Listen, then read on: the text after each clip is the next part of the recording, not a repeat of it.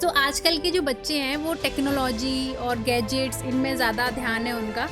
आप इतनी छोटी सी उम्र में कैसे भक्ति मार्ग में चले गए? सच्चा आनंद तो प्रभु की भक्ति में ही है। देखिए, यदि हम आत्मा को शुद्ध रखते हैं तो भक्ति बनी रहती है।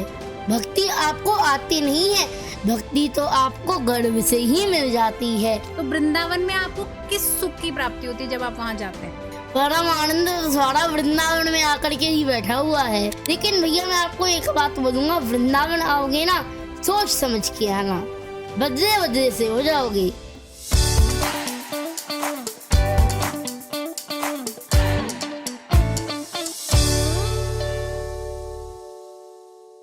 तो आज नो नमस्ते, नो हेलो, नथिंग। आज सिर्फ राधे राधे, क्योंकि आज जो मेरे साथ गेस्ट हैं उनको किसी परिचय की ज़रूरत नहीं है।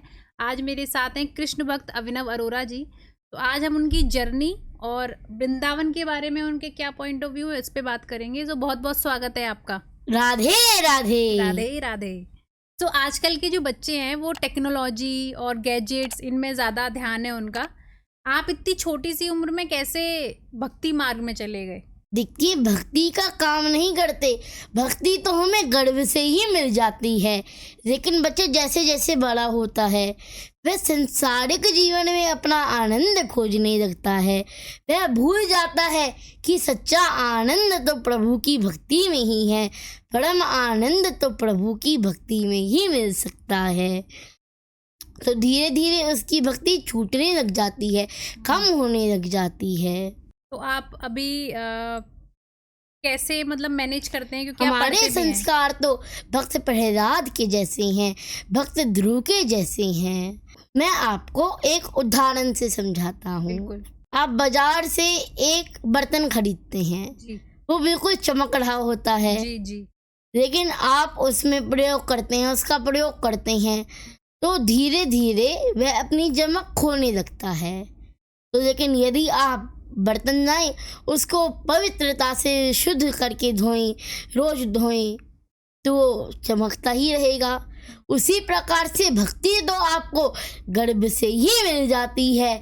आप भक्ति का मार्ग छोड़िएगा नहीं, भक्ति को थामे रखिएगा। देखिए, यदि हम आत्मा को शुद्ध रखते हैं तो भक्ति बनी रहती है। आत्मा को शुद्ध कैसे करें?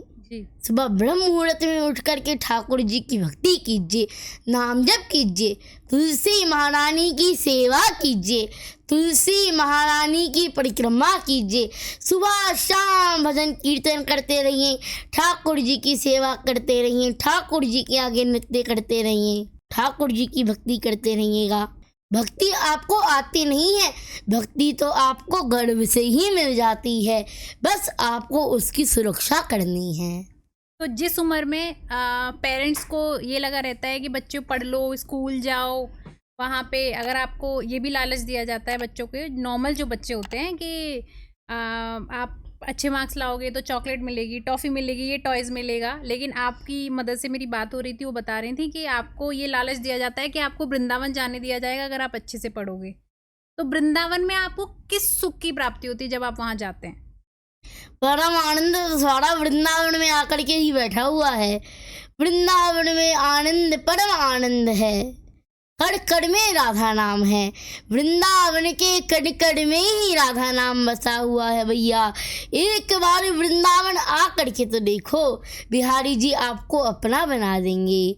लेकिन भैया, मैं आपको एक बात बोलूँगा, वृंदावन आओगे ना, सोच समझ के आना, बदले बदले से हो जाओगे।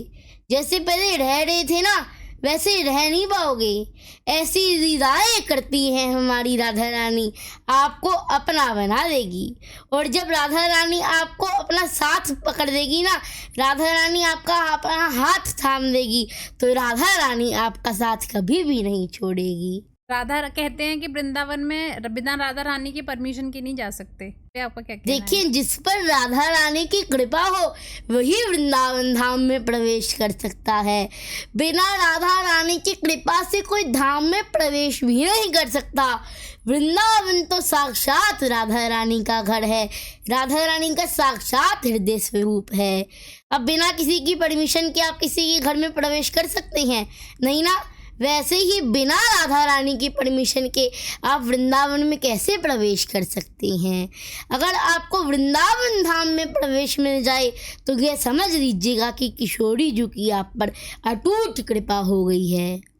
वृंदावन में क्योंकि आप जाते हैं और वृंदावन में काफ़ी भ्रमण भी आपने किया है, आपको कौन से, जैसे कि कुछ स्पेसिफिक मंदिर हैं जिनको सबको पता है उनके बारे में, आप कोई ऐसे मंदिर बताना चाहते हैं जहाँ पे दर्शन करना ज़रूरी है, या बहुत प्राचीन मंदिर हैं, कोई और ऐसे मंदिर हैं? वृंदावन के तीन राजकुमार हैं, बांके बिहारी जी, राधा वल्लभ जी और राधा रमण जी, जिनके दर्शन के बिना ब्रज की यात्रा पूरी नहीं मानी जाती है। आप भी जब वृंदावन धाम आए तब वृंदावन के इन तीन राजकुमार के दर्शन जरूर कीजिए। मैं आपको दोबारा बताऊंगा, बांके बिहारी जी, राधा वल्लभ जी और राधा रमण जी। और भी प्राचीन मंदिर हैं जिनको लोगों को नहीं वृंदावन में पता? कई प्राचीन मंदिर हैं। निधिवन जी के आप सभी दर्शन कर सकते हैं, जहाँ पर आज भी रात्रि में भगवान रास लीला करने आते हैं। मदन मोहन जी मंदिर है, एकादी देह मंदिर है, राधा दामोदर मंदिर है और भी कई सारे मंदिर हैं। वृंदावन के परम प्राचीन मंदिर, गरुड़ गोविंद मंदिर है, कई सारे मंदिर हैं वृंदावन धाम में।